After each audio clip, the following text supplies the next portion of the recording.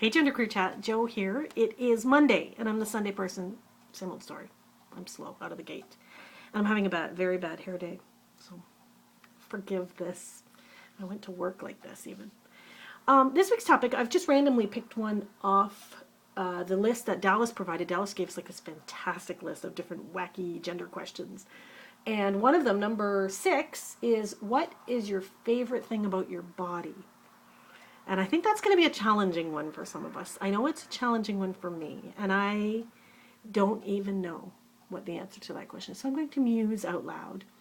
I want to say just that one thing I think is a definite offshoot of being genderqueer, I really do believe, is my disconnect from my human body.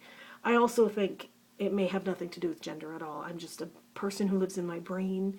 I'm a typist. I live online, right? My whole life is online. I write. I'm a writer. If I was a head on a box, seriously, with hands that could just type in front of it, like nothing from here down, I would be fine with that. I really would. If I didn't have a human body, I would be fine with that. So long as I could type and I could think and I could speak. So if that doesn't give you an insight into how disconnected I am from my body, then I don't know what would. But I guess in light of the fact that I have a human body, and it is a functional one. I'm able-bodied. I can walk. I can hike. I can bike. I can swim. I can, I can do things with my body. I am very grateful for it. I have to keep reminding myself of that sometimes. When you see someone who has, compromised abilities or whatever, the fact that well, here's the thing. Since I've gained all this weight, I have compromised abilities, more so than I ever had in my life. I can't do the things I used to do. I run out of breath easily. I'm getting older and creakier. My knees hurt all the time. My back hurts. I can't do a lot of things that I used to be able to do. And that is a wake-up call to really be grateful for the things that you can do. Like, stop focusing on the things you can't and be grateful for the things you can, because maybe one day those things will be gone too, and you're never gonna, you don't really realize what you have until it's gone. And I think that's, a lifelong life's lesson that I've had to learn with regards to all kinds of things. For functionality with my body, I like walking. I love walking. I love hiking. And so for that, I guess I like my feet. I like my legs. I like being able to walk. It's very, very, very important to me. For typing, I love being able to type. For functionality, I love that all my fingers work. And actually,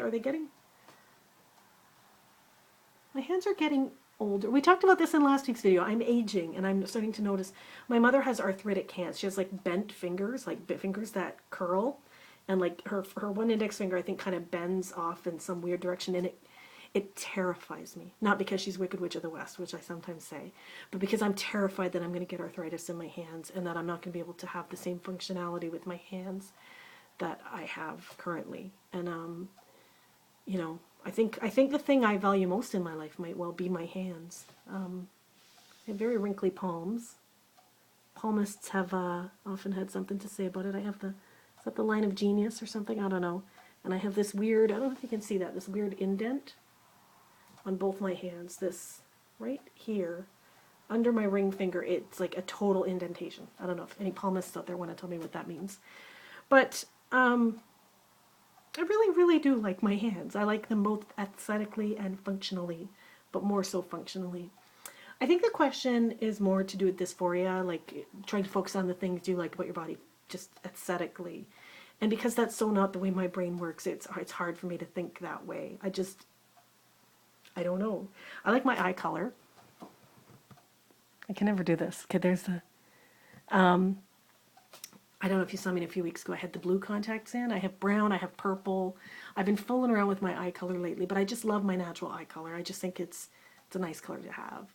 I like my hair, not today, but generally speaking, I like my hair. I like my feet. I like my hands. I guess you're noticing that I'm avoiding the whole torso area. I'm kind of out of touch with that part of myself, I guess, because of the massive boobage and the fact that I'm disconnected from that completely. And below the waist, it's not how my brain functions either. I'm not dysphoric about it, but it's just neither here nor there. It's just how I urinate, right? So I don't think too much about that. I will say too, yesterday I was going out in the morning to pick up my mom, and I fell very, very hard, and I landed like full on the gravel, and I ripped my good track pants. That's kind of a joke because, you know, my friend was saying, in this part of town where I live, like where I used to live in the city, I used to live in a very ghetto, very blue collar town, and people always wear track pants. And she's like, "Oh, I ripped my good track pants," but I literally did yesterday. I'm gonna show you this knee if I can get it up that high. Can you see this?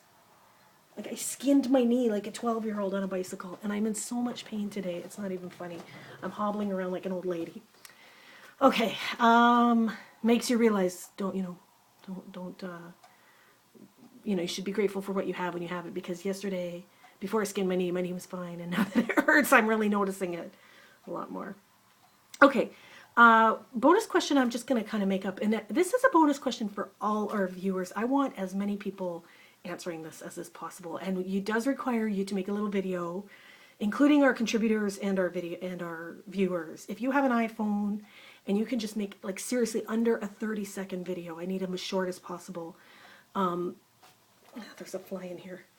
I don't know if you guys remember, but last year I was supposed to be a guest speaker at a grade 9 Pride Day in June at a local high school, and they postponed it. We were really mad. Well, it's going to happen on October 18th, and I'm kind of excited. I just came back from the meeting, and I'm going to prepare a couple of short videos. One is sort of my story, and the other one I would like to actually compile is like a 2 or 3 minute video with maybe 5 or 6 or 7 or 8 people, genderqueer viewers. Just 30-second clips of something you would like to say to grade 9s.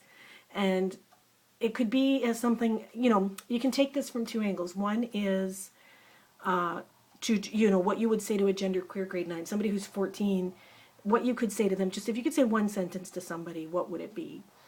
And the other one is the point of view of what you would say to like that jock or that bully when you were a kid. And if you could speak to them now as the adult you are, or the teenager you are, however old you are, what would you want to say to someone who doesn't understand your gender identity? Just in one sentence. I haven't given this a lot of thought, but mine would be something like, you're not alone. I would like to say that there are lots of us out here, and that I am living proof that it's not a curse. It's not a bad life by any stretch of the imagination. That you can embrace your oddball gender identity, whatever that might be. Somebody who does not identify as female but wears ponytails, and you can live in your skin and be a happy person regardless. I don't know what I would say to like the grade 9 bully, but I would love for some of you guys to contribute. If you could make a 30-second video and email it to the channel, which is, I believe, genderqueerchannel@gmail.com. genderqueerchannel@gmail.com. I will put that below. I would love to compile those and make a little small video to show to the grade 9s on the grade 9 day. And if not, even if you just want to type a few words in the comments below, and I will compile a few things and read them out loud to the kids, I would appreciate that too. So that's kind of my wacko bonus question for the week. And thanks to Dallas for putting together the questions, and catch you guys later. Bye-bye.